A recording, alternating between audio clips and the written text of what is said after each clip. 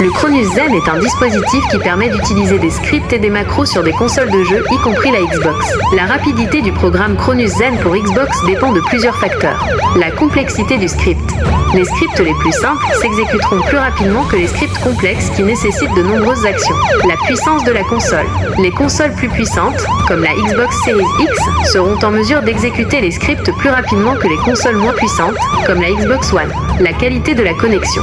Une connexion Internet rapide et stable est essentielle pour une exécution fluide des scripts, en particulier pour les jeux en ligne. En général, le Cronus Zen est conçu pour être aussi rapide que possible. Il utilise un processeur puissant et une mémoire rapide pour garantir une exécution fluide des scripts. Cependant, il est important de noter que la vitesse d'exécution des scripts peut varier en fonction des facteurs mentionnés ci-dessus. Voici quelques conseils pour améliorer la rapidité du programme Cronus Zen pour Xbox. Utilisez des scripts simples. Si vous n'avez pas besoin de fonctionnalités complexes, utilisez des scripts simples qui s'exécuteront plus rapidement. Jouez sur une console puissante. Si possible, utilisez une console Xbox Series X pour une exécution plus rapide des scripts. Assurez-vous d'avoir une connexion Internet rapide et stable. Une connexion Internet rapide et stable est essentielle pour une exécution fluide des scripts, en particulier pour les jeux en ligne.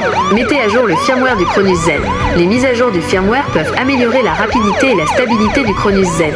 En suivant ces conseils, vous pouvez vous assurer que le programme Cronus Zen fonctionne aussi rapidement et efficacement que possible sur votre Xbox. La manette Cronus, notamment le modèle Cronus Zen, est un sujet de débat dans le monde des jeux de combat. Certains joueurs la considèrent comme de la triche, tandis que d'autres la voient comme un simple outil d'amélioration de l'expérience de jeu. Argument pour considérer Cronus comme de la triche, script et macro. Cronus permet de programmer des scripts et des macros qui automatisent certaines actions. Par exemple, un joueur peut créer un script qui exécute automatiquement une combinaison de touches complexes, ce qui lui donne un avantage sur les adversaires qui doivent effectuer la même action manuellement. Avantage injuste. L'utilisation de Cronus peut donner un avantage injuste aux joueurs qui l'utilisent, car ils peuvent effectuer des actions plus rapidement et plus précisément que les joueurs qui utilisent une manette classique. Modification du jeu. Cronus peut modifier le fonctionnement normal du jeu, ce qui peut nuire à l'expérience de jeu des autres joueurs. Argument pour ne pas considérer Cronus comme de la triche, outil d'accessibilité. Pour certains joueurs, Cronus peut être un outil d'accessibilité qui leur permet de jouer à des jeux auxquels ils ne pourraient pas jouer autrement. Par exemple, un joueur atteint d'un handicap moteur peut utiliser Cronus pour faciliter l'exécution de certaines actions. Amélioration de l'expérience de jeu. Certains joueurs utilisent Cronus pour améliorer leur expérience de jeu en personnalisant les commandes de leur manette ou en ajoutant des fonctionnalités qui ne sont pas disponibles dans le jeu original. Pas de modification du code du jeu. Cronus ne modifie pas le code du jeu lui-même. Il se contente d'envoyer des signaux à la console de jeu, ce qui peut être considéré comme une forme d'adaptation de la manette, plutôt que comme de la triche. Conclusion. L'utilisation de la manette Cronus dans les jeux de combat est une question complexe qui n'a pas de réponse simple. Certains joueurs la considèrent comme de la triche, tandis que d'autres la voient comme un simple outil d'amélioration de l'expérience de jeu. Il est important de noter que certains éditeurs de jeux ont pris des mesures pour interdire l'utilisation de Cronus dans leurs jeux, ce qui montre que la question est prise au sérieux. En fin de compte, c'est à chaque joueur de décider s'il considère l'utilisation de Cronus comme de la triche ou non. Il est important de respecter les règles du jeu et de ne pas utiliser Cronus d'une manière qui pourrait nuire à l'expérience de jeu des autres joueurs.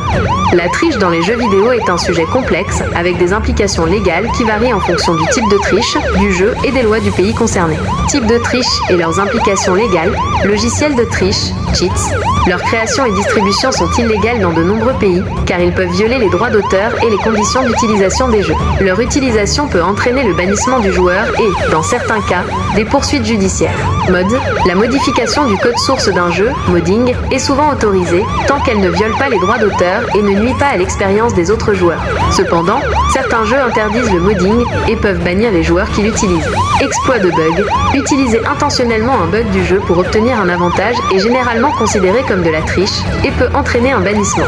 Cependant, si le bug est découvert et signalé au développeur, son utilisation peut être tolérée. Tricherie en ligne. La triche dans les jeux multijoueurs est particulièrement problématique, car elle nuit à l'expérience des autres joueurs. Les éditeurs de jeux ont souvent des politiques strictes contre la triche en ligne et peuvent bannir définitivement les joueurs qui trichent. Loi et réglementation. Droits d'auteur. La création et la distribution de logiciels de triche peuvent violer les droits d'auteur des jeux, ce qui peut entraîner des poursuites judiciaires. Conditions d'utilisation. La plupart des jeux ont des conditions d'utilisation qui interdisent la triche. La violation de ces conditions peut entraîner le bannissement du joueur. Loi spécifique.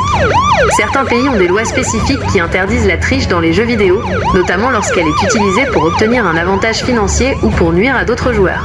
Conséquence de la triche, bannissement du jeu. C'est la conséquence la plus courante. Le joueur est banni du jeu et ne peut plus y jouer. Poursuite judiciaire.